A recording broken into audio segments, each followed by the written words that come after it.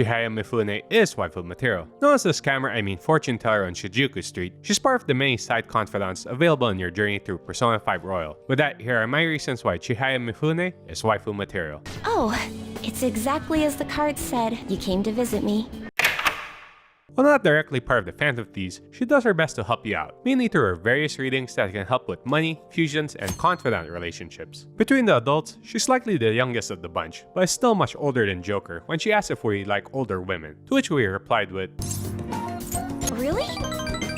Appearance-wise, she's got a simple but adorable look. She's got big purple eyes, a long blonde hair, and a smile that's worth protecting. She can normally be seen wearing a dark long-sleeve shirt and black tights, along with a light purple dress on top of all this. The dress itself has a unique clock-like pattern on it, which looks similar to the fortune card, which is also her arcana. Lastly, an accessory that really stands out is that huge black headband she's always wearing, which is likely hiding a massive, well, let's just say Haru could use it too.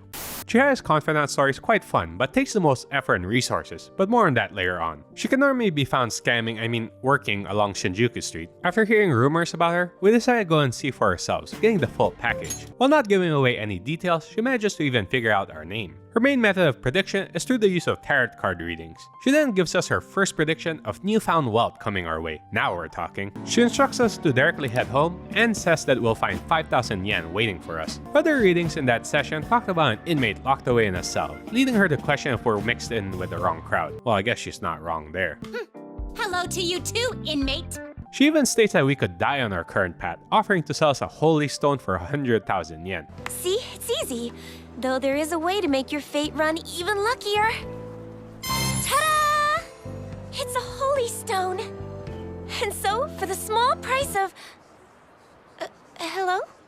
Later that day, we meet up with Sojiro at LeBlanc, who suddenly starts asking us about our pocket money situation. He then gives us 5,000 yen as a share from his lotto winnings. This fortune telling simply impresses Morgana, who immediately gets the idea of simping with it. Seeing that Chihaya was spot on with a prediction, we immediately buy the absurdly expensive holy stone from her. After coming home, Morgana starts to notice some gravel inside Joker's bag. Turns out the holy stone shattered, as it seems to just be made of rock salt, making us very salty in the process. Basically, Chihaya scammed us our 100,000 yen. But don't worry, she does give it back, albeit much later in the story when we don't need it anymore. Anyway, we sought revenge on her by listening in on her sessions, then convinced her customers to not buy the holy stone. Meanwhile, fixing their problem in style inside mementos. As a fortune teller, Chihaya believes that fate is absolute. I mean, how could an ordinary high school student change the course of fate?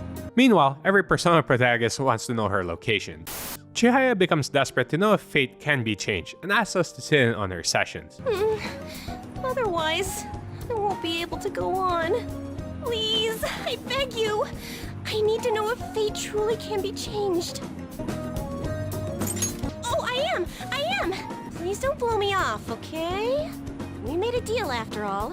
Even without mementos, we were able to prove that fate can be changed by convincing this lady to quit her abusive job and convincing this guy to not call off his wedding just to marry his boss's daughter. This little revelation causes Chihaya to throw her own holy stone away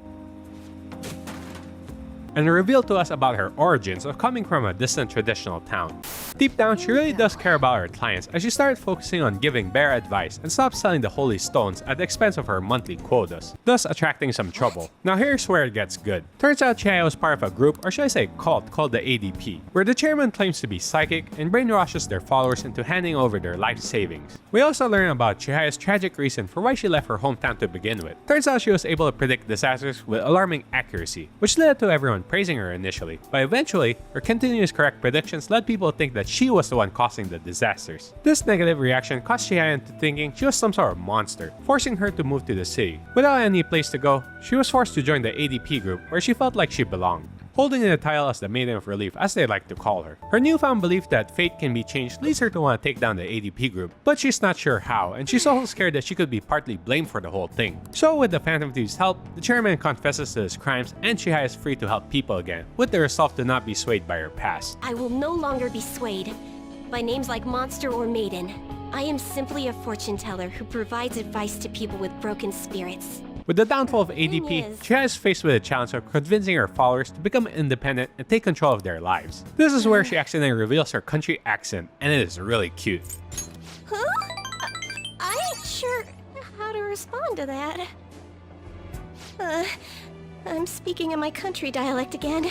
She's simply so precious, as she often refers to herself as a bumpkin, unfamiliar with the city life. Are you okay with your girlfriend being a country bumpkin?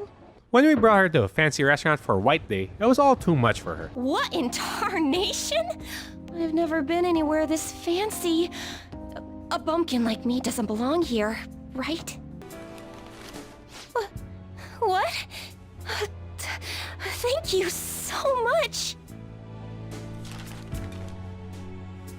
These flowers, and I mean, the view is just... Ah, jeez, my head is spinning. And also that time we brought her to the Ferris wheel, she stated that it was her first time ever. Wow, this is amazing! I've only seen this view on TV. As a country bumpkin, I've always admired it. She also reveals how she found out that we were part of the Phantom Thieves. Sorry, I used fortune telling to find out your true identity. Overall, you can tell that Chihaya is a simple and pure girl just by the way she expresses her feelings. The thing is, I read our relationship fortune today, and it was really, really good. If you don't have any plans to steal anything tonight, perhaps you can stay with me.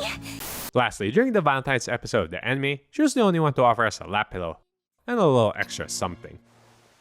So what do you think about Chihaya? Would you consider getting your fortune read by her? Be sure to leave a like and comment what you think about Chihaya Mifune, our favorite fate-changing fortune teller.